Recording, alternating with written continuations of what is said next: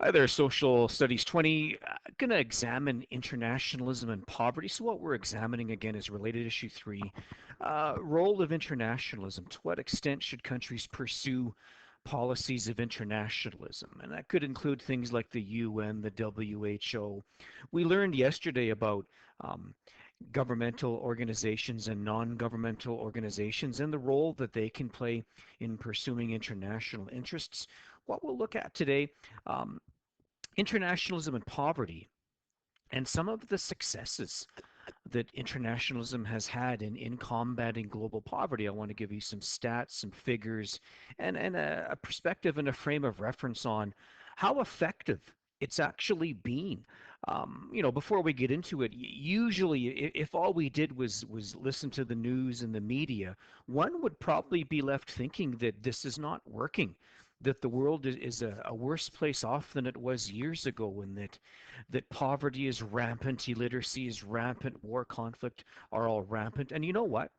It's actually not true. Yes, there is global poverty. Yes, it's bad. There's a long way to go. But by the end of the lesson, you'll actually understand and recognize that within your lifetime, we will eradicate global poverty. We will completely finish it off. They figure by the year 2030, we will have eradicated global poverty. But nonetheless, it's a concept we need to study when we talk about internationalism. We use internationalism to stop war, conflict, genocide. Yesterday, we examined internationalism in disease control and disease eradication. We talked about the eradication of smallpox. We will soon eradicate polio on the list as well. We hope to eradicate malaria, and you'll learn a little bit more today about guinea worm and the role of foreign aid in combating that problem. Another role of internationalism is, of course, combating poverty. And why not? Like, why not do that? Um, Poverty causes all kinds of problems, and we'll define poverty a little later on in the lesson. But poverty, yes, it means you're poor, but it affects a lot of other things too. You're hungry. So to live in absolute poverty means you live in a perpetual state of hunger. We've all gone to bed hungry. We've all gone hungry, and it's, it's uncomfortable, it's inconvenient. But imagine a chronic state of hunger. What that would mean. You're always hungry. That's one thing, stomach pangs. But think about what goes along with being hungry. Number one, you're weak. You have no energy. You can't work. And if you do work, you're not very productive. So if you're working and trying to make a living for your family and you live in extreme poverty, being hungry all the time affects your ability to work. So a very big deal. Long-term hunger always culminates with a disease. Um, and by that I mean because you're weak, you're hungry, your body's run down, your immune system is weak, and now you're prone to disease. So things that you and I, probably never knew that we even had in the first place, bad flus, bad colds, and so on, can kill people if they live in a chronic state of hunger. A lot of people that die of hunger, they don't really die of hunger. They die of disease related hunger, things like rickets and stuff like that, that affect their immune system, and then they catch a disease and they can't fight it off. Quite often, hunger will lead to conflict, in that if food is scarce, and we see this as a common theme in human history, if something is scarce, if a resource is limited, people are going to fight over it. And so if food is something that is scarce in a certain region or a certain territory, people will fight over that food. And that of course is conflict that can lead to war, that can lead to ethnic cleansing. In 1993, there was a horrible famine in Somalia, which is on the east coast of Africa. If you've ever seen Black Hawk Down, it is set in the Somalian crisis we're talking about. Uh, Horrible famine. It hadn't rained for years. And so the UN actually did its job. The UN got food on the ground in Somalia, a lot of it, more than enough food that it was going to take for people to survive. The problem was that the UN didn't monitor who got the food and who didn't get the food. And so all that happened was a Somali warlord, Mohammed Adeed, took the food and kept it for his people. people from his ethnicity, his tribe, and so on. And he wouldn't give it to his enemies. And so what you had was a man-made genocide. You had a man-made ethnic cleansing. The food the UN shipped never got to everyone that it was supposed to get to. Somali warlord took it for himself and his people, starved the others, and that led to conflict. That was part of a civil war that was already ongoing, but it only exacerbated that civil war. And then, of course, if you've seen Black Hawk Down, you would know that the UN was there as a military presence too, but they weren't doing a whole lot of acting at the time to solve the problem. So what the Americans did is they went in on their own in kind of a rogue action, and they tried to actually capture a deed to help out, prevent the famine. And then things derailed for the Americans after that, and that was the movie Black Hawk Down. But hunger, chronic hunger leads to weakness, inability to work, disease, and eventually conflict. 2018, the World Bank estimated that more than a billion of the world's 7 billion people lived in absolute poverty, but it's getting better. Causes of poverty, well, I guess a lot of them would be predictable. Number one, lack of education. In other words, if you don't have specialized skills, you are caught up in a job that pays a menial wage. So if you don't have an education, you don't have skills to offer, you don't make much money because, the job that you can do without any specialized skill, anyone can do, and that does not command a high wage. So lack of education leads to the cycle of poverty. You're poor, you're uneducated, you don't get a good job, which means that you can't afford to put your kids in school to educate them so they can get a good job. Same thing with their kids and so on. That is known as the cycle of poverty. Without education, you can't rise up from poverty. Another long-term cause of poverty, lack of access to resources. You may live in a region that simply doesn't have valuable natural resources. You may live in a country without an oil supply or that can't support agriculture, crops, and so on. So a lack of access to resources could lead to perpetual poverty and long-term hunger. Conflict and war always causes poverty. Nations that have lived in a perpetual state of conflict and war and civil war and ethnic cleansing for decades are always poor. Why? Because the money that you should be spending on education and healthcare goes toward military, weapons, paying soldiers, training soldiers, arming soldiers, and you never invest in your infrastructure, you never get out of the cycle of poverty. Trade rules can often lead to global poverty. In other words, the WTO, the World Trade Organization, doesn't always play fair, and quite often their rules of trade punish developing countries and help developed countries. And one could argue that the developing country can't get out of its cycle of poverty because the WTO doesn't play fair. They punish the developing country with the rules of trade. And finally, discrimination in regions that are not democracies, that haven't democratized. Quite often, there may be what is known as a caste system. In other words, certain ethnicities get more than other ethnicities, and so out and out um, discrimination can keep people in a perpetual state of poverty. They're not allowed the economic freedom that it would take to get out of the cycle of poverty, and so they're stuck. Absolute poverty, you've probably heard that term before, means that you live on less than $1.90 a day. Um, it says 2011, but it's actually 2018. So if you live on less than $1 a day, you are considered to live in extreme absolute poverty.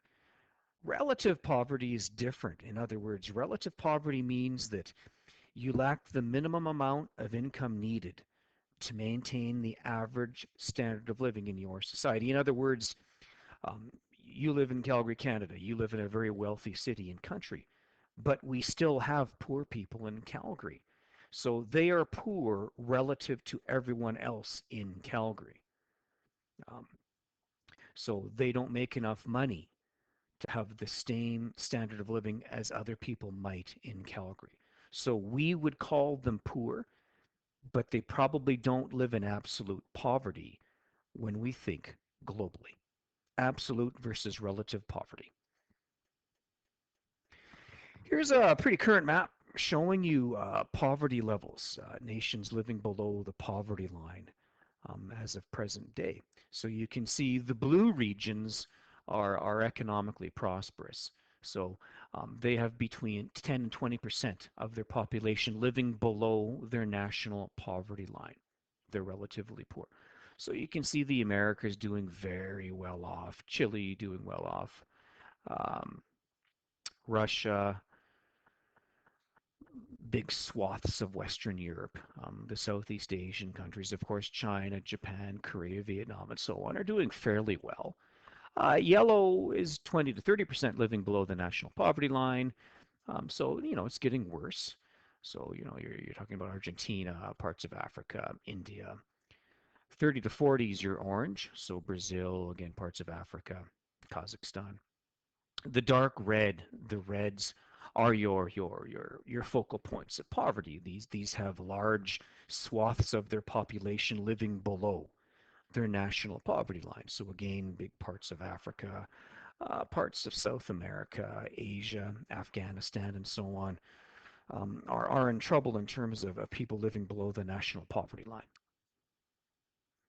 Here's showing you the trend, and this is actually encouraging.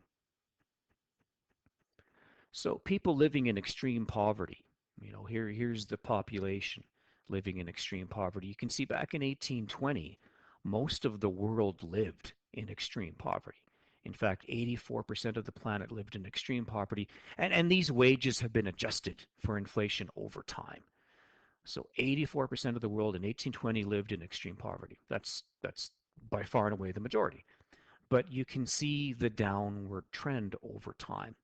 And what coincides with this trend would be two things. Number one, the Industrial Revolution, the emergence of capitalism, which, as we learned a bit back in related issue two, the French Revolution, um, it gave people economic freedom, freedom to pursue your own self-interest and make money and get your way out of poverty by yourself. So that's one contributing factor, the embracement of capitalism, economic freedom, as opposed to mercantilism and the old feudal system before the French Revolution. The other factor that goes along with that is democratization.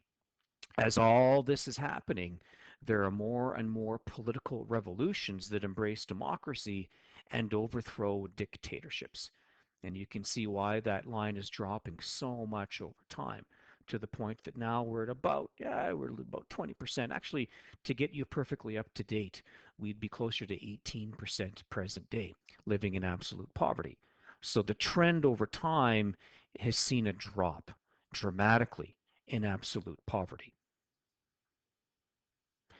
There's the prediction I talked about earlier. They're figuring by 2030 we will have eradicated global absolute poverty. Now, there will always be rich people and poor people.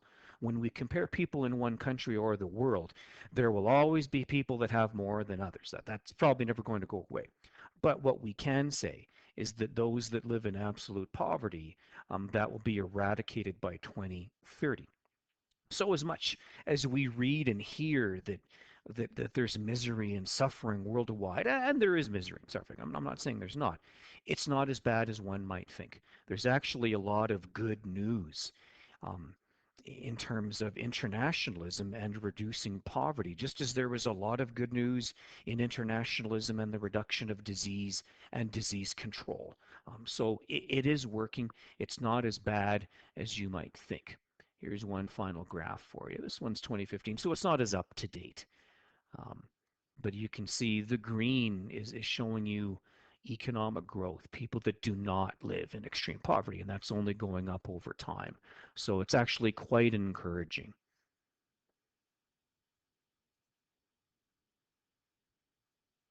Well, there's some further stats on hunger.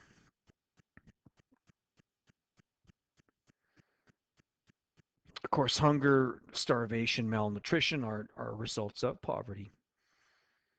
UN vowed to cut in half chronic poverty by 2018, and by and large they did. But you can still see that even in Canada, there are still people that live well below the poverty line and are making use of food banks, and that's just a sad fact. So again, the focus of related issue three, internationalism, is to what degree should a government promote internationalism as a foreign policy? And based on everything we've learned here, we can see that it does work. It is having an effect, and then perhaps countries should invest a lot in combating global poverty. But, considering that there are Canadians below the poverty line at home in Canada, one might also say, well, we got to be careful about this. Maybe we should look after Canadians first and then look outside of the borders of Canada. That is completely your call. That is how you see the world. And any government that runs in an election will need a foreign policy, and it's going to need a domestic policy, and you'll be voting for one or the other down the road at some point. Do you want a government that is very internationally involved, or do you want a government that is protectionist and puts Canadians first? That is completely your call, and you'll be making that choice in a couple of years when you do finally get to vote. So, for example, Donald Trump seems to be embracing a policy of putting America first, ahead of perhaps internationalist best interest, and that is America's call. They voted for him after all. You need to be aware of things and see where Canada is going to go in the next election. I think there's just some common stats about hunger. That should do it for today.